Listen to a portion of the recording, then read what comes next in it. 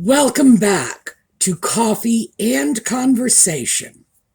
So, for all my Audie fans, he is in the kitchen, sleeping on the refrigerator. I, I want to say something to explain that, but the words are just not coming. Um, I do, however, I should have, I've had this for a couple of days and I should have hauled this out and shown this to you before.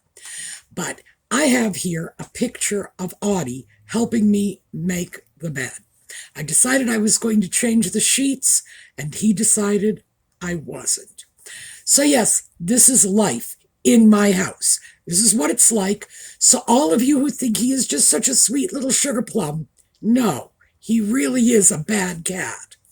And by the way, that bed thing, he slept there all afternoon. So I didn't actually get the clean sheets put on the bed until, probably 20 minutes before bedtime. Yes, that's what the bed looked like all day long. And that is simply life at my house. So, yellow for Catherine, for Lex's mom, for everybody coping with cancer. We are sending our best wishes out to you. And let me just quickly say, I have a sweater on the chair behind me. It's that time of year when it's getting chilly. So, you can see the yellow right now. I can't guarantee that in a few minutes it won't be covered up with a sweater. Just throwing that out there. So when we come back, I am going to share with you the little adventure I had Monday morning. And with any luck at all, there will be some serious life lessons in this for all of us. We'll be back.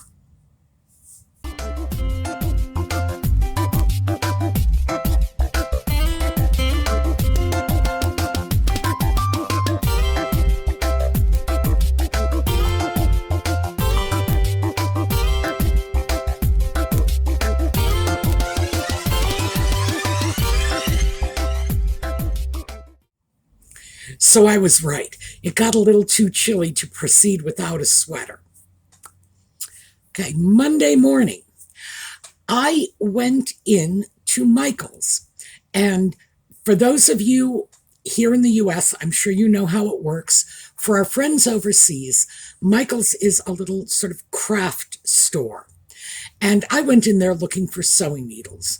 I usually go in there around Halloween because Michael's has a lot of Halloween decorations, things like that.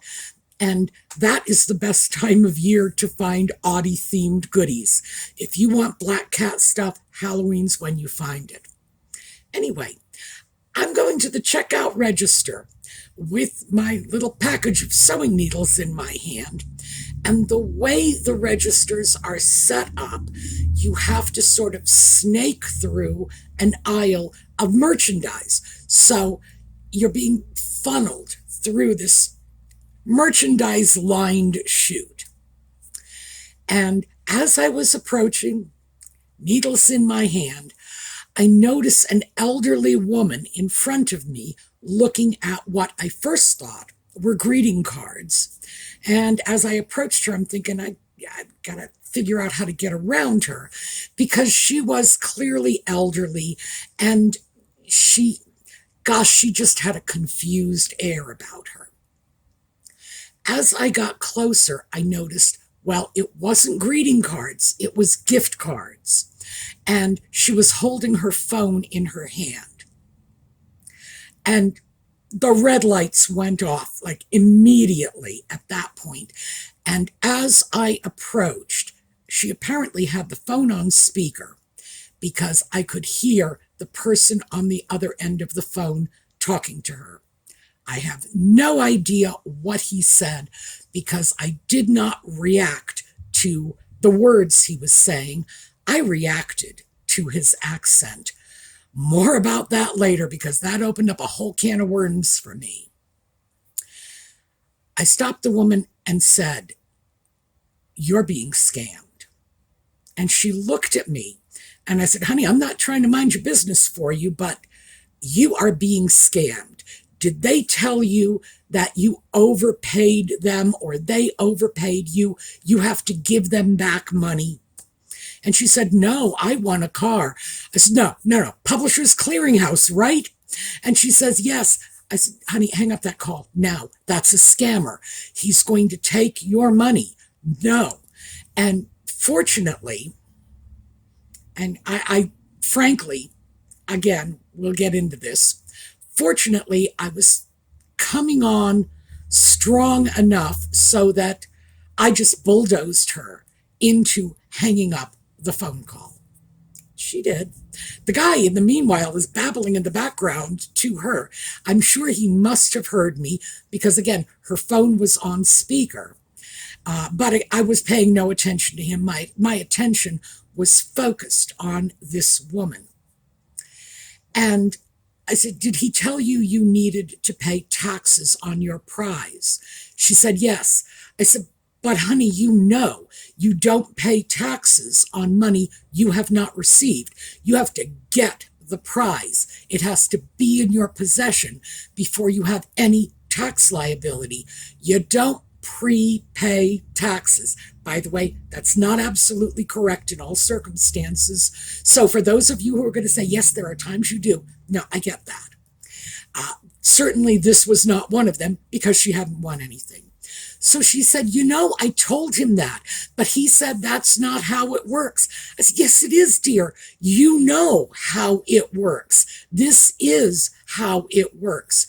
But he said I had to pay him or they wouldn't give me the car. I said, honey, you can pay him all day long and you're still not getting the car. If you get a gift card and give him the numbers, you are never going to hear from him again.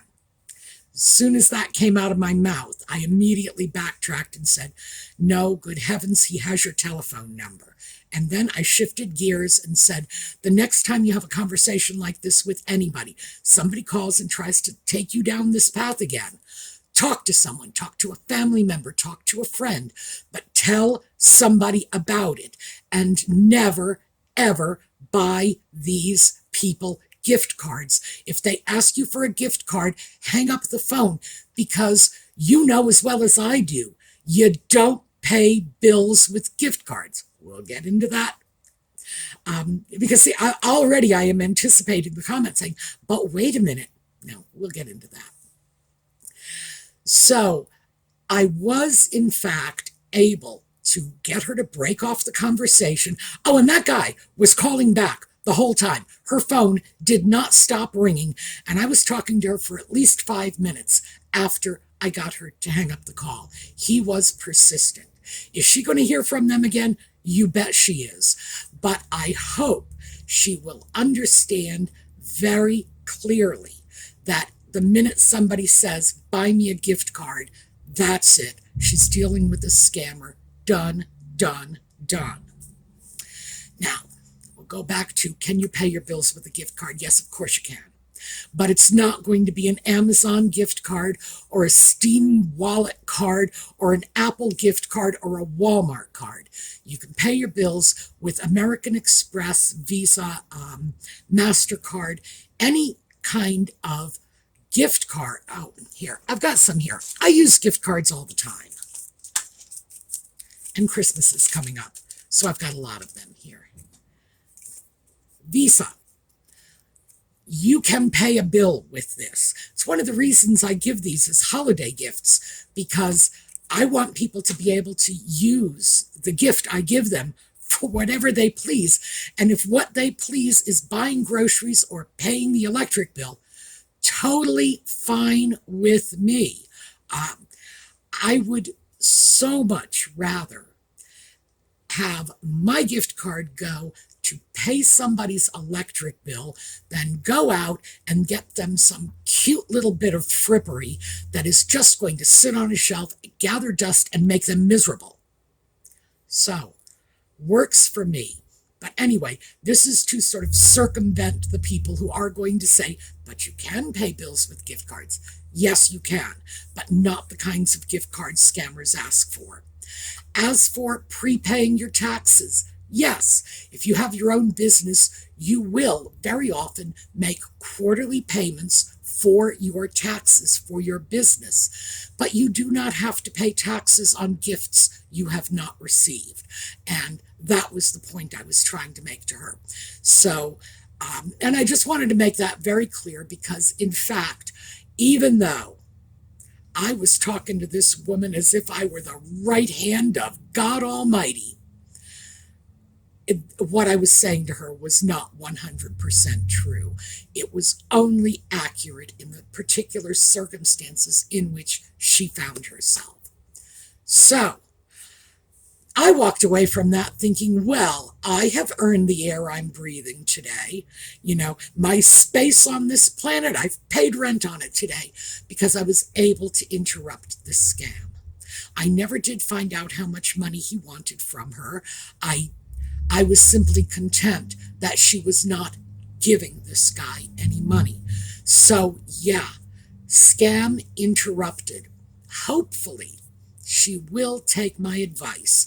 And if they do call her back, and I'm sure they will, because that guy was just buzzing her phone right off the hook, I hope she will talk to somebody. But here's the thing.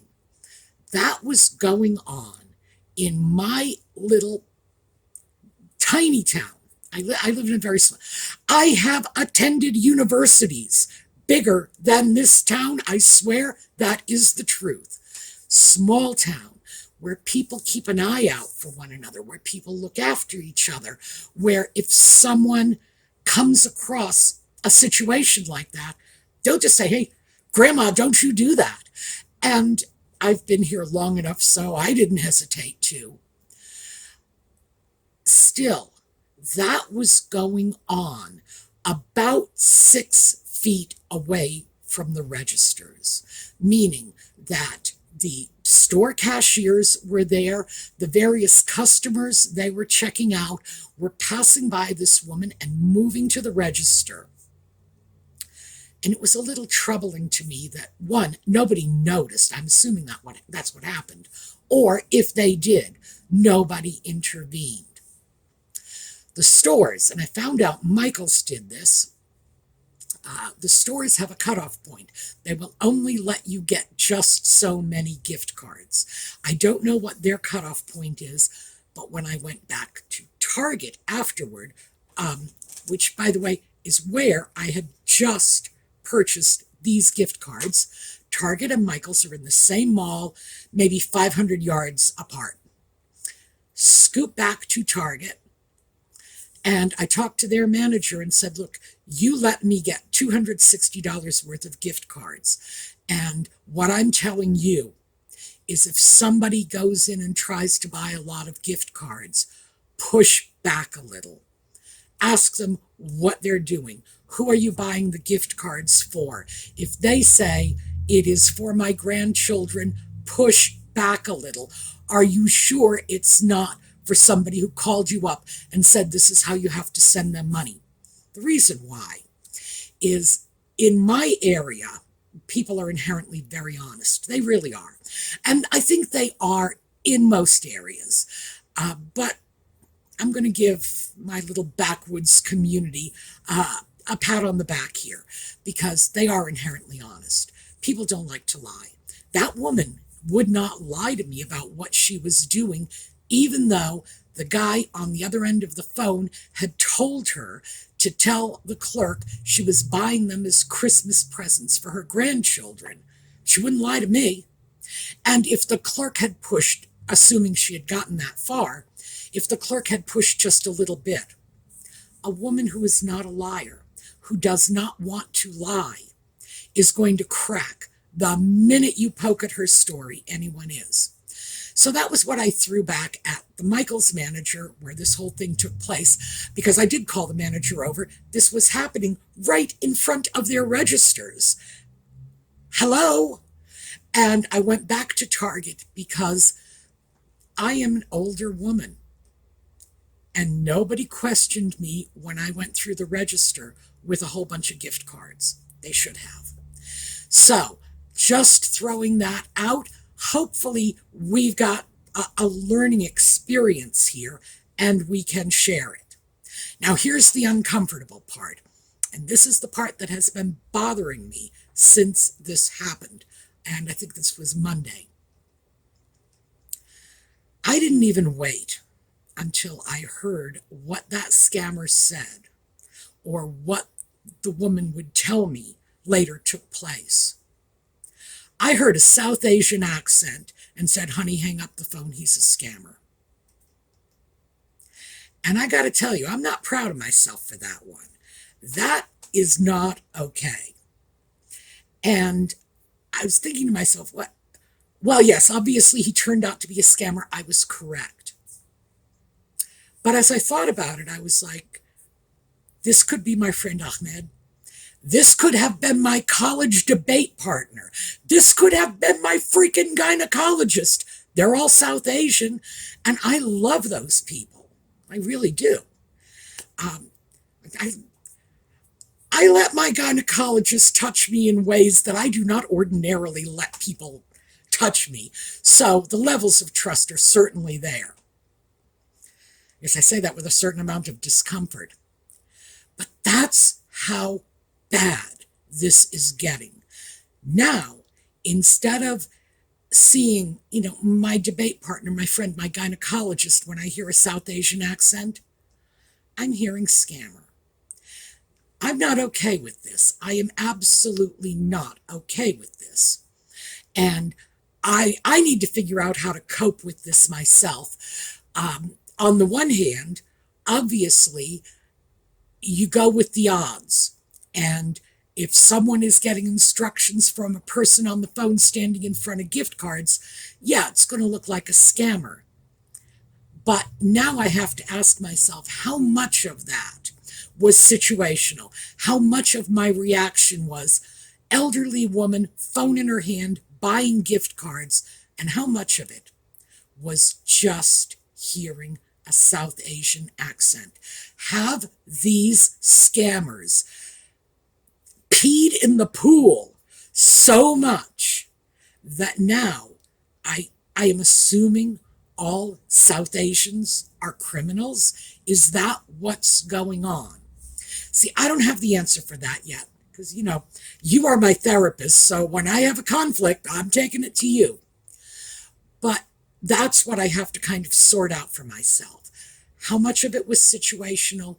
How much of it was my mind is getting polluted by the abundance of scammers coming from certain regions? Am I falling into that trap of I hear a South Asian accent and I think criminal? Why am I not thinking my trusted gynecologist? No, I'm thinking criminal. So I got to work on that. Absolutely have to work on that. But that was the part that troubled me in the whole thing. And I don't know. I'm not going to blame myself anywhere near as much as I am going to blame the scammers, because if they were not out there committing crimes, I would not be thinking this way. But now I have to recognize the fact that I'm thinking this way. And it's like, no matter how you slice it, this is basically racist thinking. And I have to sort this out. I have to find some way to make sense of what is going on so that I don't start carrying negative attitudes out into the world with me, but I still have enough mindfulness to be safe, put the pieces together, and pause when I see some of the classic warning signs. I don't know the answer yet. Again, throwing it out to all of you because you always help me through these messes. But yeah, that's what ended up happening. So the takeaway, of course, is Christmas is coming. Scammer activity is going into high gear. Not only that, but more people, more non-victims are likely to be buying gift cards in stores. Again, Christmas is coming. And I was buying gift cards, and I was not a scam victim. I'm just a lazy shopper. No, actually, Yes, I am just a lazy shopper. I'm sorry, I don't have a defense for it. I'm just a lazy shopper. I justify it by saying I want to give people things that they can really truly use, something that will have a bit of positive impact on their life. But the truth is,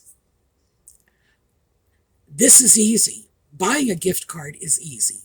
So I'm doing it, and I am in that age group that is targeted on scams.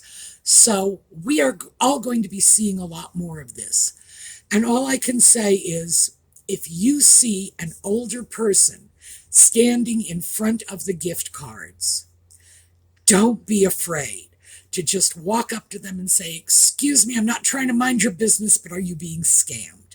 You know, I'm glad I did it. I'm sure that woman was also glad. I mean, she certainly thanked me for it, even though I know I probably intimidated her.